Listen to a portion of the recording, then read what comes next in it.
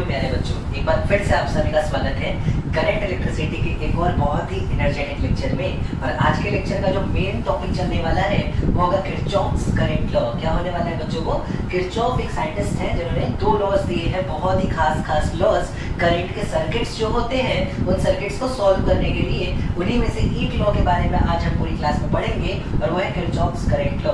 उससे पहले इस बोर्ड पे आपको एक क्वेश्चन नजर आ रहा होगा बच्चों, और मैं इस क्वेश्चन में आपसे वही सवाल पूछूंगा जैसा कि मैंने आपसे पहले भी पूछ रखा है। हर एक रेजिस्टर से कितना करंट फ्लो कर रहा है, आखिर हर एक रेजिस्टर से कितना करंट फ्लो कर रहा है। और ऐसा हम लोगों ने 3 से 4 क्वेश्चन पिछले लेक्चर में प्रैक्टिस किए हैं, तो मेरा मानना है कि ये आपको बहुत टफ लगने वाला नहीं है। सबसे पहला काम होता है सर, आप कहीं ना कहीं का पोटेंशियल क्या मान लो, 0 मान लो। ठीक है बच्चों, जैसा तुम बोलो क्या मैं यहाँ 0 ले लूं? हाँ बच्चों ले लो। चलो ये 0, तो ये कितना होगा बेटा? 0। ये भी कितना होगा? 0। ये 0, ये 2 वोल्ट की बैटरी, तो बेटा ये कितना होगा? -2। बहुत बढ़िया। ये 0, ये 10 वोल्ट की बैटरी, तो ये कितना होगा बेटा? +10। ओहो। और यहाँ पे वो कहानी चलाते हैं ना, क्यों नहीं चला सकते? क्या करूंगा मैं, देखो ध्यान से, मैं उस प्रॉपर्टी का यूज करता हूँ जिसमें बैटरी रेजिस्टर को एक्सचेंज कर लेती है। देखो 4 वोल्ट की बैटरी मैं नीचे ले आता हूँ, अपनी 4 वोल्ट की बैटरी को बेटा मैं नीचे ले आता हूँ, और अपने 4 ओम के रेजिस्टर को बेटा मैं ऊपर लेना चाहता हूँ। इससे कोई फर्क नहीं पड़ता सर्किट में, याद करो हम लोगों ने ये चीज पहले पढ़ रखी है। तो देखो ध्यान से, अगर यहाँ का पोटेंशियल 0 तो यहाँ का पोटेंशियल आएगा +4। चलो बढ़िया। प्रॉब्लम इतनी सी है, इस रेजिस्टर के ऊपर का पोटेंशियल मुझे नहीं पता, ना इसके पता है ना इसके पता है। अब प्रॉब्लम क्या हुई कि मेरे पास कोई तरीका ही नहीं मिल रहा है, किसी रेजिस्टर के अक्रॉस पोटेंशियल डिफरेंस दिख जाने का। और अब जब पोटेंशियल डिफरेंस ही नहीं दिखेगा तो आखिर मैं करंट कैसे फाइंड करूंगा? यहाँ पर आकर मैं फंस गया, यहाँ पर आकर मैं एक प्रॉब्लम में उलझ जाता हूँ। तो इस प्रॉब्लम से कैसे बाहर निकला जाए, उस तरीके को बताएगा हमारा किरचॉफ्स करंट लॉ। इस क्वेश्चन को करने के लिए हमें किरचॉफ्स करंट लॉ का इस्तेमाल करना होगा। सर आखिर क्या डिफरेंस है इस क्वेश्चन और पिछले क्वेश्चंस में? सिर्फ एक, पिछले क्वेश्चंस में हर बार एटलीस्ट एक ऐसा वायर हुआ करता था जिसमें बैटरी तो थी पर रेजिस्टर नहीं था।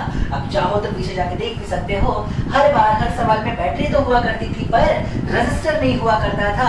पर इस बार तो बच्चों हर एक वायर में रेजिस्टेंस आ चुकी है। तो आखिर क्या किया जाए और कैसे किया जाए इस क्वेश्चन को सॉल्व? उसके लिए सबसे पहले समझना होगा किरचॉफ्स करंट लॉ। क्या कहता है ये लॉ? ध्यान से सुनो। अगर किसी पॉइंट पे 3 वायर कम से कम आके जोड़ जा रहे हो, मान लो 1, ये मान लो दूसरा, और ये मान लो तीसरा। क्या बोला बेटा मैंने? मान लो ये पहला वायर है, ये दूसरा वायर है और ये तीसरा वायर है। ये तीनों वायर आके एक पॉइंट पे जुड़ते हैं। जिस पॉइंट पे जुड़ते हैं बेटा इसको बोला जाएगा जंक्शन। इसको क्या बोलेंगे बेटा? जंक्शन बोलेंगे।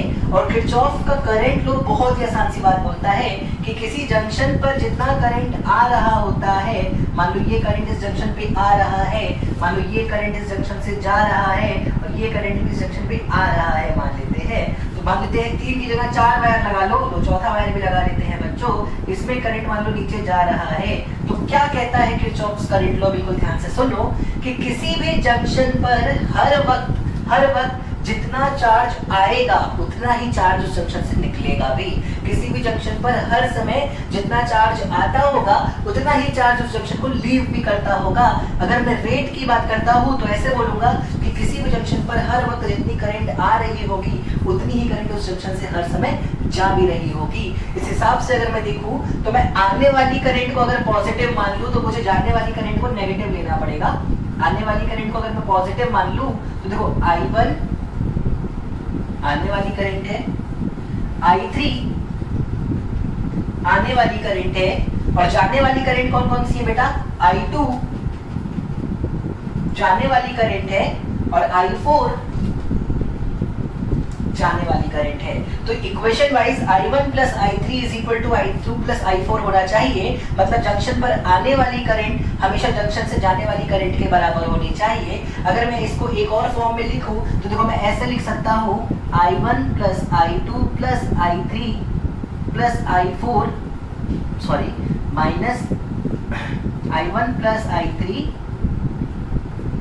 Minus I2 minus I4 is equal to 0 is equal to क्या आया बच्चों 0 I1 plus I3 minus I2 minus I4 is equal to 0 और इसको मैं कैसे पढ़ता हूँ वो ध्यान से सुनना क्योंकि यही बनेगा किरचॉफ्स करंट लॉ का स्टेटमेंट किरचॉफ्स करंट लॉ का ये कहता है कि द अलजेब्रिक सम ये वर्ड जो नहीं लगाता है ना बच्चों अगर तुम्हारा जो तुम्हारे स्कूल में जो तुम्हारे टीचर आने वाले हैं जो तुम्हारा प्रैक्टिकल एग्जाम लेने वाले हैं जो तुमसे वाइवा या फिर थ्योरी में क्वेश्चन पूछ सकते हैं कि क्या है किरचॉफ्स करंट लॉ तो कई बार बच्चे जवाब देते हैं the sum of all currents across a junction is 0 ये लॉ ही नहीं है बेटा सम के पहले एक वर्ड बहुत इंपॉर्टेंट आएगा अलजेब्रिक सम क्या आएगा बच्चों अलजेब्रिक सम तो the algebraic sum of all currents across a junction is always 0 algebraic sum क्यों बोला गया है क्योंकि देखो प्लस और माइनस का इस्तेमाल किया गया है हमने अलजेब्रिक सम इसलिए बोला है क्योंकि हमने आने वाली करंट को पॉजिटिव माना है तो जाने वाली को नेगेटिव मानना पड़ा है और देखो जाने वाली को नेगेटिव लिखा है हमने तो the algebraic sum of all currents passing from a junction is always equal to 0 is always equal to 0 तो यही होता है हमारा किरचॉफ्स करंट लॉ बहुत ही सिंपल बहुत ही आसान सा लॉ था कि किसी भी जंक्शन पर सारे ही करंट का सम निकाला जाए उनके साइन के साथ सारे ही करंट का सम निकाला जाए उनके साइन के साथ तो वो सम हमेशा और हमेशा क्या आने वाला है मेरे बच्चों 0 आने वाला है हमेशा वो करंट 0 आने वाला है किस प्रिंसिपल पे काम कर रहा है ये लॉ तो याद रखना Kirchhoff's current law works on principle of conservation of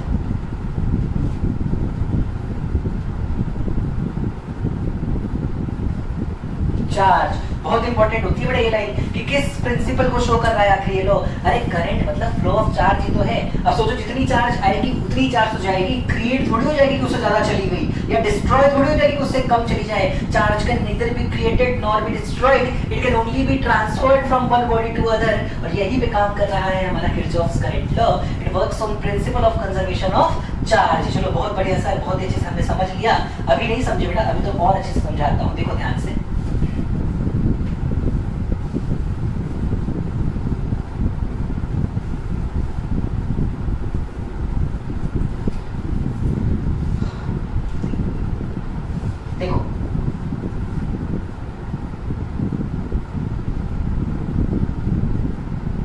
मान लो मैं कहूँ मेरे पास एक सर्किट का एक मैं पार्ट आपको दिखा रहा हूँ बस इस पॉइंट का पोटेंशियल मुझे पता है मान लो VA इस पॉइंट का पोटेंशियल मुझे पता है VB इस पॉइंट का पोटेंशियल मुझे पता है VC यहाँ की रेजिस्टेंस मान लो R1 R2 और R3 और इस पॉइंट का पोटेंशियल है मान लो V कोई समस्या है इसमें अक्सर तुम्हारे पास सवाल ऐसा आता है ये 100 वोल्ट ये 75 ये 25 दे रखा होगा ये भी 10 ओम दे रखा होगा तुमसे कहेगा V फाइंड करो मतलब कॉमन जंक्शन का पोटेंशियल कैलकुलेट करो calculate potential of common junction तो यहाँ पे तुम्हें किरचॉफ्स करंट लॉ का इस्तेमाल करना होगा किसका इस्तेमाल करना होगा मेरे बच्चों किरचॉफ्स करंट लॉ का इस्तेमाल करना होगा कैसे करोगे इस्तेमाल वो बात मेरी ध्यान से समझो मेरी बात ध्यान से समझो तुम्हें नहीं पता है कि VA VB और VC में बड़ा कौन है सोचो अगर VA सबसे बड़ा हो फिर V हो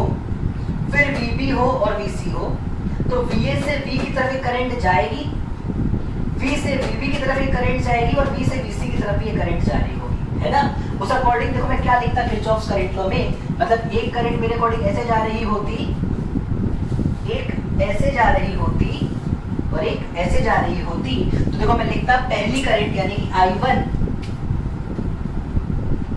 इज इक्वल टू ऊपर वाली करंट यानी कि I2 प्लस I3 जो रेजिस्टर वैसी करंट R1 के लिए I1 R2 के लिए I2 और I3 के लिए R3 है ना तो I1 की वैल्यू क्या निकलती I1 कितना निकलता पोटेंशियल डिफरेंस अपॉन रेजिस्टेंस मतलब मैं लिखता VA minus V upon R1 कोई समस्या है ये हो गई आने वाली करंट जंक्शन पे जाने वाली करंट कौन सी है V minus VB upon R2 plus V minus VC upon R3 ये हो जाती मेरी इक्वेशन मैं VA VB VC R1 R2 R3 सबकी वैल्यू अगर पुट कर दूं तो इस इक्वेशन में v के अलावा कुछ और अननोन नहीं रह जाएगा और इजीली ये v कैलकुलेट किया जा सकता है। मेरे बच्चों इजीली इस v को हम क्या कर सकते हैं बच्चों, कैलकुलेट कर सकते हैं। पर मैं चाहता हूँ कि मुझे कैसे पता चलता है आखिर ये करंट गई है और ये दोनों टूटी है। क्या पता यहाँ से आ रही होती, इन दोनों में टूट रही होती करंट, क्या पता इधर से आके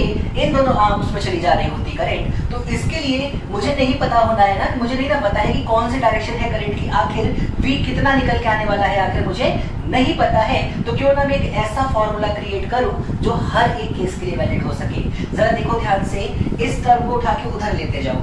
अगर तुम ऐसा करोगे तो इक्वेशन बन के आएगी v minus VA upon R1 plus v minus VB upon R2 plus v minus VC upon R3 is equal to 0। और इस तरीके से तुमने एक बढ़िया सी शाबाशी क्वेश्चन निकाली है जिसको सॉल्व करके तुम इजीली v फाइंड कर सकते हो। अब तुम्हें दिल में ये बात लाने की जरूरत नहीं है कि क्या थी आखिर करंट की डायरेक्शन। क्यों?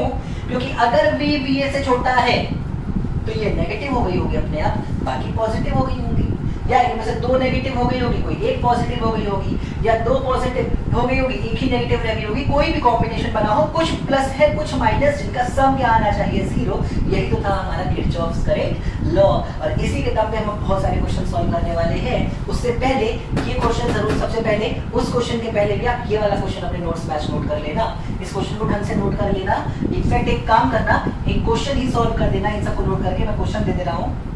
ये है 100 वोल्ट, ये है 20 वोल्ट, ये है 60 वोल्ट, R1 है 10 ओम, R2 भी 10 ओम और R3 भी 10 ओम। तुम्हें V की वैल्यू बतानी है, ये तुम्हारा सबसे पहला सवाल होगा आज के लेक्चर का। तुम उसे खुद से सॉल्व करोगे, ये रही इक्वेशन जिससे तुम्हारा आंसर आएगा। और मैं तुम्हें ये क्वेश्चन सॉल्व कराने जा रहा हूँ, ध्यान से देखो बिल्कुल बेटा। उम्मीद है ये सब तुम नोट कर लोगे, मैं रब कर दे रहा हूँ। चलो देखो ध्यान से, अगर मुझे अब इस क्वेश्चन को सॉल्व करना है तो प्रॉब्लम क्या है? प्रॉब्लम है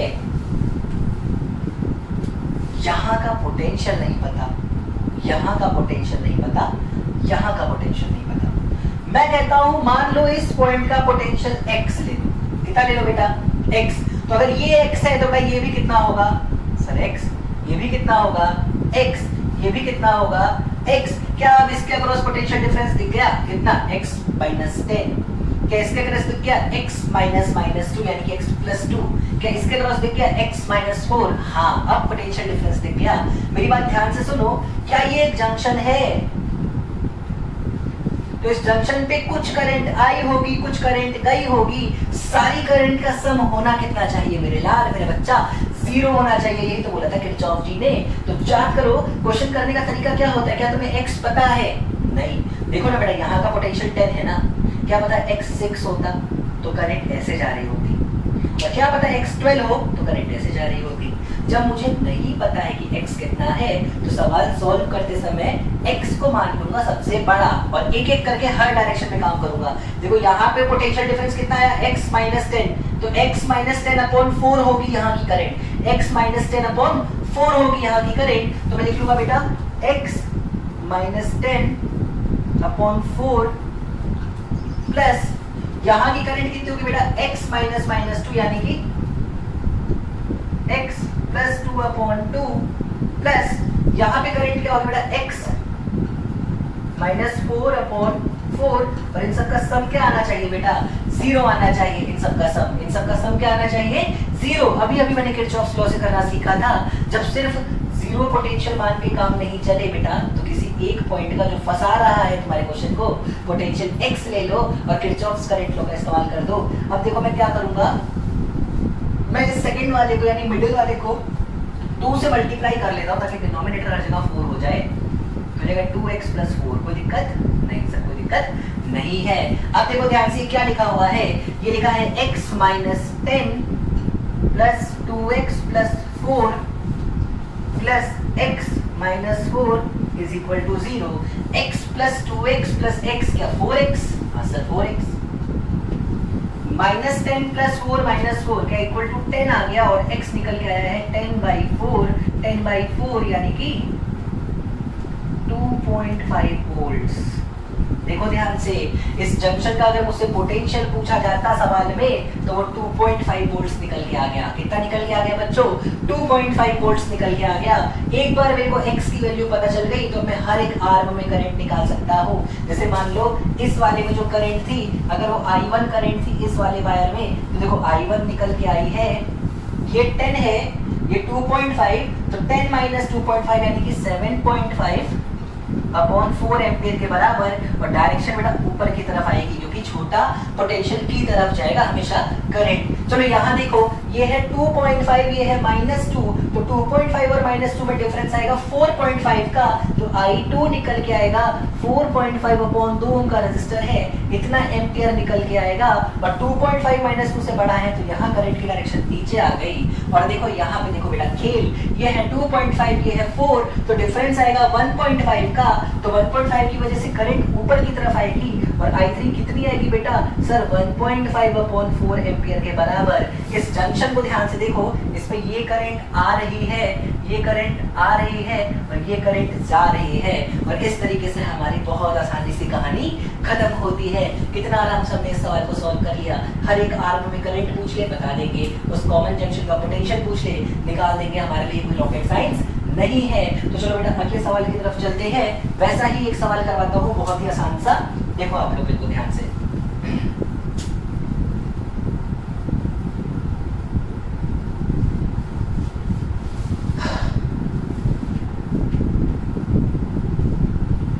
चलो देखो,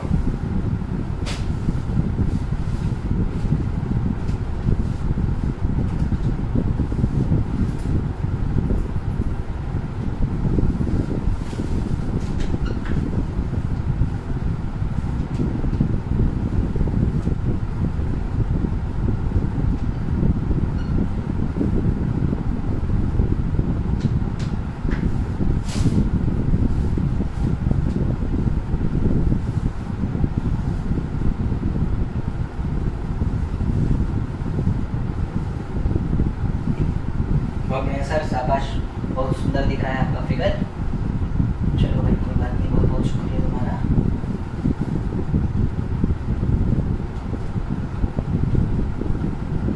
लो भाई लो, एक बैटरा और एक रजिस्टर यहाँ पे लगा लेते हैं। चलो देखो भाई, कुछ वैल्यूज वगैरह ले लिया जाए। ले लो सर, बिल्कुल ले लो। क्या क्या ले ले? चलो ये 4 वोल्ट की बैटरी हो जाए, ये हो जाए हमारी 4 वोल्ट की बैटरी, या फिर ये हो जाती है बेटा मान लेते हैं 10 वोल्ट की बैटरी। ये ले लेते हैं हम लोग 3 वोल्ट की बैटरी, और 2 वोल्ट की बैटरी ले लेते हैं। इसको ले लेते हैं, मान लेते हैं कुछ 4 वोल्ट की बैटरी। रेजिस्टर हर एक 2 ओम का ले लेते हैं। हमें हर एक रेजिस्टर से करंट फाइंड करनी है, हमें हर एक रेजिस्टर से करंट फाइंड करनी है। चलो लग जाते हैं आखिर इस सर्किट को सॉल्व करने में। मैं और तुम साथ मिलकर सॉल्व करेंगे, बहुत आसानी से आंसर निकल के आएगा। शुरुआत वहीं से करेंगे पुराने तरीके से। सबसे पहले मान लो किसी एक पॉइंट का पोटेंशियल 0 कहाँ लिया जाए? चलो यहाँ का पोटेंशियल लेते हैं 0। अगर ये हुआ 0 तो ये भी होगा 0, ये 0 तो ये होगा 4, ये 0 तो ये होगा 0, और ये 0 तो ये होगा -2।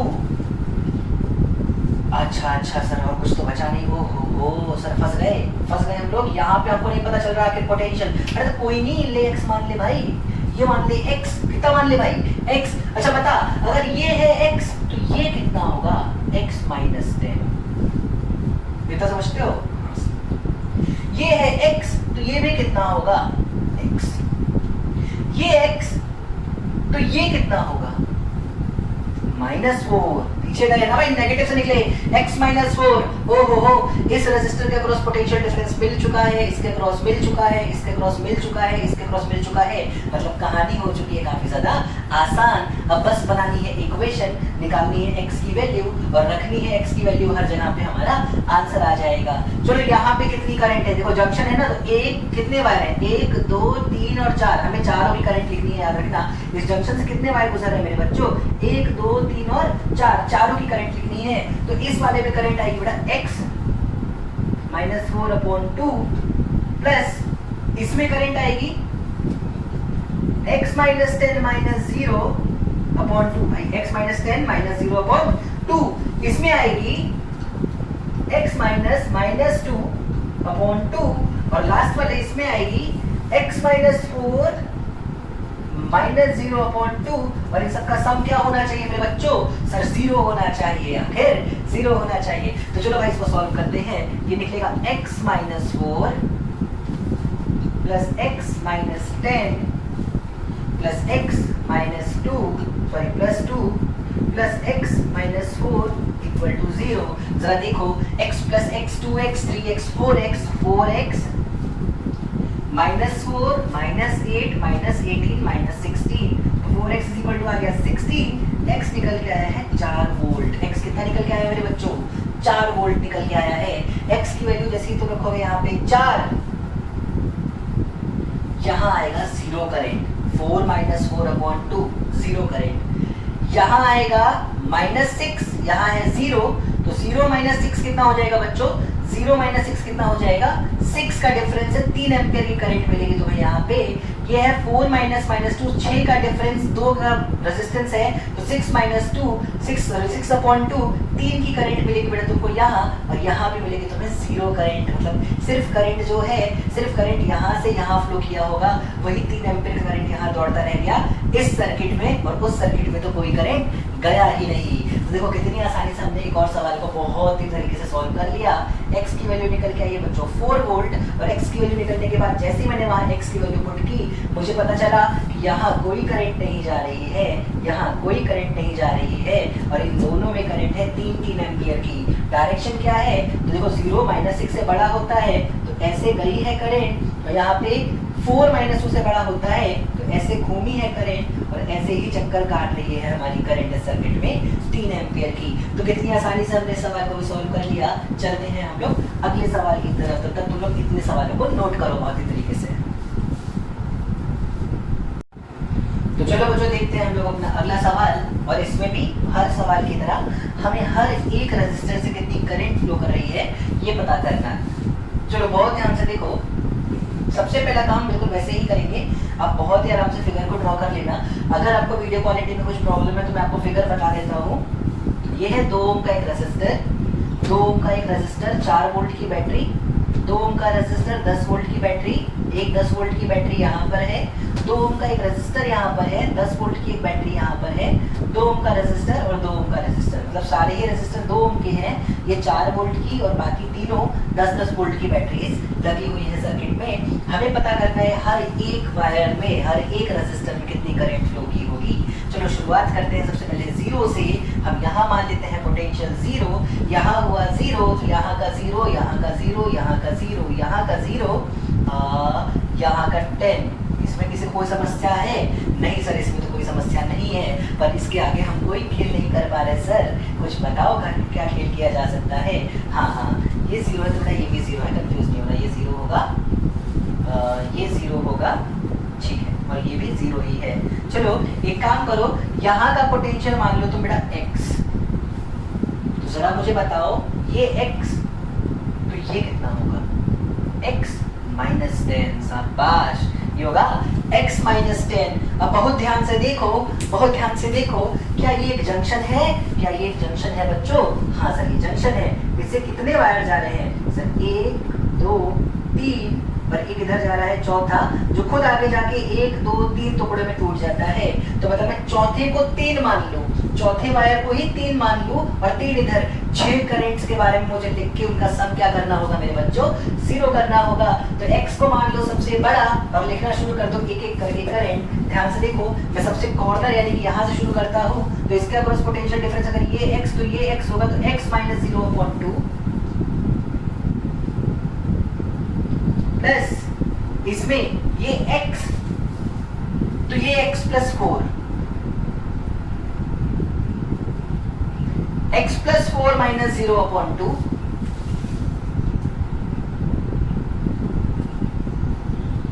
प्लस इसके लिए ये x ये 10 तो x माइनस 10/2 प्लस इधर वाली करंट ही इन तीनों में बटी है तो इसमें x माइनस 10 माइनस 0/2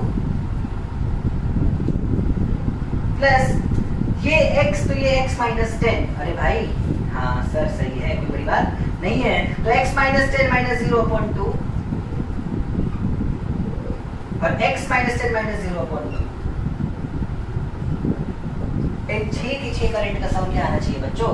0। अगर मैं इसे करूंगा सॉल्व तो ये निकल के आया है x plus 4 plus x minus 10 plus x minus 10 plus x minus 10 plus x minus 10 equal to 0। 1x 2x 3x 4x 5x और 6x 6x minus 10 minus 20 minus 30 minus 40 और प्लस 4 तो minus 36 is equal to 0। x निकल के आया मेरा 6 volt. x कितना निकल के आ गया? 6 वोल्ट निकल के आ गया। एक बार x निकल के आ गया तो हर एक आर्म में करंट निकल सकती है। जैसे अगर मैं इस वाले आर्म की करंट की बात करूं I1 तो वो निकल के आएगी बेटा 6 माइनस 0/2 3 एम्पियर। अगर मैं इसकी करंट की बात करूं तो 6 प्लस 4 10 माइनस 0/2 5 एम्पियर। इसमें करंट की बात करूं तो ये 10 है, ये 6 तो 10 माइनस 6/2 यानी कि 4/2 2 एम्पियर। और डायरेक्शन इसका ऊपर आया है बच्चों, ध्यान देना। अच्छा, इसकी बात करूं तो ये है 6 माइनस 10 मतलब माइनस 4 और ये है 0 तो 0 माइनस माइनस 4/2 2 एम्पियर आया है I4 बच्चों। और डायरेक्शन ऊपर की तरफ। सिमिलरली ये है -4 ये है 0 तो ऊपर की तरफ 2 एम्पियर और ये है 0 ये है -4 तो इस तरफ 2 एम्पियर। इतनी आसानी से हर एक वायर हर एक रेजिस्टर का करंट निकाला जा सकता है अगर हमें किरचॉफ्स करंट लॉ पे थोड़ा बहुत कमांड है। तो बहुत ही आसानी से हमने किरचॉफ्स करंट लॉ भी सीख लिया है। चलो चलते हैं हम लोग एक और सवाल की तरफ, एक और अच्छे सवाल की तरफ। मैं थोड़ा सा वीडियो को पॉज करता हूँ, चलो ध्यान से देखो। तो चलो बच्चों देखते हैं हम लोग अपना आज का नया और आखिरी क्वेश्चन। आज के लेक्चर का ही लास्ट क्वेश्चन होने वाला है मेरे बच्चों, क्योंकि इसके बाद किरचॉफ्स करंट लॉ में पूरी तरीके से हमारा कमांड आ चुका होगा। कल के लेक्चर में हम लोग किरचॉफ्स वोल्टेज लॉ के बारे में पढ़ेंगे और कॉम्बिनेशन ऑफ रेजिस्टर्स के ऊपर चले जाएंगे वहां से। फिलहाल मैं इस क्वेश्चन पे तुम्हारे पास आ जाऊं। क्वेश्चन बिल्कुल नहीं बदला है, वही सवाल है, हर एक रेजिस्टर से कितनी करंट पास कर रही है हमें पता करना है। चलो शुरुआत करते हैं बेटा, बिल्कुल ध्यान से देखो। क्या आप सबसे पहले कहीं ना कहीं पोटेंशियल को 0 लेने वाले हो? हाँ सर, हम 0 लेंगे। ये 0 तो ये 0 तो ये 0 तो ये 0, शाबाश। ये 0 तो बेटा ये कितना सर 4 वोल्ट। ये 0 तो ये सर 2 वोल्ट। ये 0 तो ये सर 6 वोल्ट। ये 0 तो ये सर -10। चलो बढ़िया। क्या तुमको इस पॉइंट के बारे में कुछ पता चला? अच्छा, एक रेजिस्टर और है क्वेश्चन में, थोड़ा सा गड़बड़ हो गया, इसको सही कर लेते हैं। एक रेजिस्टर यहाँ और लगा हुआ है 2 ओम का, ठीक है। तुम्हें इन दोनों पॉइंट्स के बारे में कुछ आइडिया नहीं लग पाया होगा बेटा। अब क्या करोगे? इसको x मान लोगे जैसा किया करते थे। पर याद करो पिछले सवाल में यहाँ पे रेजिस्टर नहीं बल्कि बैटरी थी, तो ये x था तो ये x -10 हो गया था। अब कैसे पता कि कितना ड्रॉप हुआ? भाई करंट तो पता ही नहीं है। तो अगर ये x है तो क्या मानेंगे आखिर इसको? सर कोई आइडिया नहीं लग पा रहा, क्या मानेंगे इसको? और जब कोई आइडिया नहीं लग पा रहा है तो बेटा एक काम करना, ऐसे क्वेश्चंस में वेरिएबल बढ़ा देना। ये x है तो इसको y मान ले। अब तुमको x और y दोनों चीजें कैलकुलेट करनी होंगी। तुम्हें क्या करना होगा बेटा? x और y दोनों कैलकुलेट करना होगा। अब कैसे करेंगे सर? ये तो बड़ा टफ सा लग रहा है। नहीं, कुछ भी टफ नहीं है। जब तुम देखो ध्यान से, क्या ये जंक्शन है? हाँ, इसमें 3 वायर है तो जंक्शन है। क्या ये भी एक जंक्शन है? हाँ सर, इसमें भी 3 वायर है। तुम्हें दोनों जंक्शन की करंट के लिए KCL लगाना पड़ेगा। याद रखना, जब x वाले जंक्शन पे काम कर रहे होगे तो x को बड़ा मान के चलोगे, y को छोटा मान के चलोगे, और जब y जंक्शन पे पहुंचोगे तो y को बड़ा मान लेना मेरे बच्चों, x को छोटा मान लेना। तो चलो जरा यहाँ से शुरुआत करते हैं। यहाँ से सबसे पहली करंट जो यहाँ फ्लो करेगी वो आएगा x -4/2 plus x -2/2 plus x -y/2 equal to 0। मैंने तीनों करंट लिख ली बेटा इस x वाले जंक्शन पे, है ना। इसको थोड़ा सा सिंप्लीफाई कर ले तो ये इक्वेशन निकली है x -4 plus x -2 plus x -y equal to 0, तो x प्लस x बच्चों हो जाएगा 3x minus 6 minus y is equal to 6। ये होगी बेटा इक्वेशन नंबर हमारी 1। ये क्या कहलाएगी बच्चों? हमारी इक्वेशन नंबर 1। सिमिलरली जब आप इस y वाले जंक्शन पे आके KCL लगाओ तो पहला करंट आएगा y minus x upon 2 plus y minus 6 upon 2 plus y minus 10 यानी कि y plus 10 upon 2 equal to 0। जरा इस इक्वेशन को भी थोड़ा सिंप्लीफाई करो तो ये बनेगा y minus x plus y minus 6 plus y plus 10 equal to 0। देखो ये क्वेश्चन क्या है, y प्लस y हो जाएगा बेटा आपका 3y minus x is equal to minus 6 plus 10 यानी कि प्लस 4। माइनस 6 प्लस 10 कितना होता है बच्चों? प्लस 4, तो इक्वल टू माइनस 4 आ जाएगा। तो 3y minus x is equal to minus 4 आ जाएगा और ये हो जाएगी आपकी इक्वेशन नंबर 2। मैं सब कुछ रब कर देता हूँ इक्वेशन 1 और इक्वेशन 2 के अलावा, तो देखो क्या नजर आएगा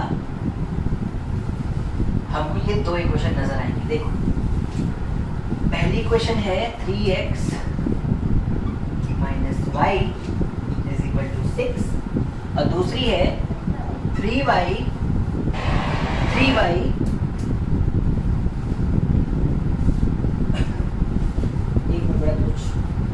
चलो देखो कोई बात नहीं, मेरे ख्याल से मेरी आवाज सुनाई दे रही होगी तुमको। दूसरी इक्वेशन है 3y माइनस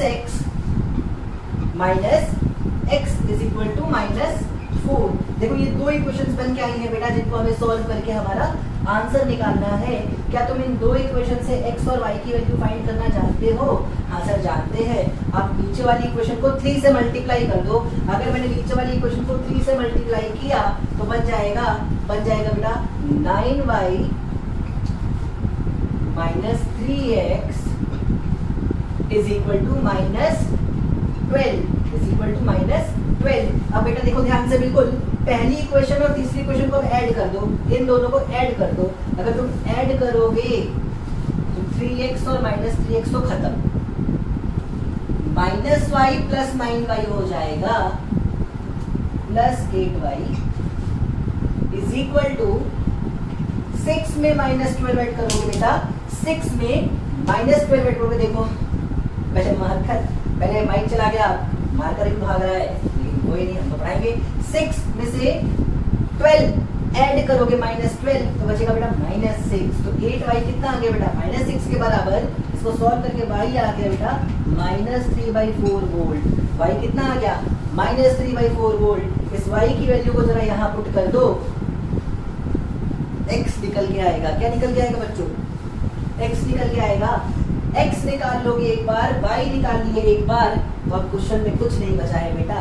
यहाँ की करंट हो जाएगी x माइनस 4/2, यहाँ की हो जाएगी x माइनस 2/2, यहाँ हो जाएगी x माइनस y/2, यहाँ हो जाएगी y माइनस 6/2, यहाँ हो जाएगी y प्लस 10/2। और इस तरीके से हर एक रजिस्टर से कितनी करंट गुजर रही है इस सर्किट में वो तुम निकाल लोगे बहुत आराम से। और मैं ये क्वेश्चन तुमको होमवर्क की तरीके से छोड़ दे रहा हूँ। x और y की वैल्यू फाइंड करो, सारी चीजें करंट की डायरेक्शन के साथ साथ निकालो। याद रखना करंट का डायरेक्शन का फ्लो हमेशा हायर पोटेंशियल से लोअर पोटेंशियल की तरफ ही लेना है तुमको। तो ये थी आज की छोटी सी लेक्चर की कहानी। ये था आज का छोटा सा लेक्चर जिसमें हम लोगों ने बहुत इंपॉर्टेंट कॉन्सेप्ट को, जिसको कि किरचॉफ्स करंट लॉ बोलते हैं, उसको सीख लिया है।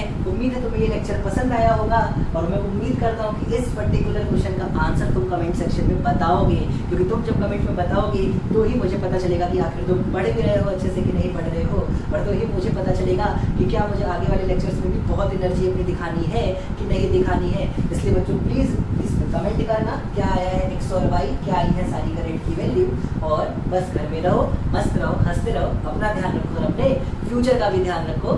Thank you.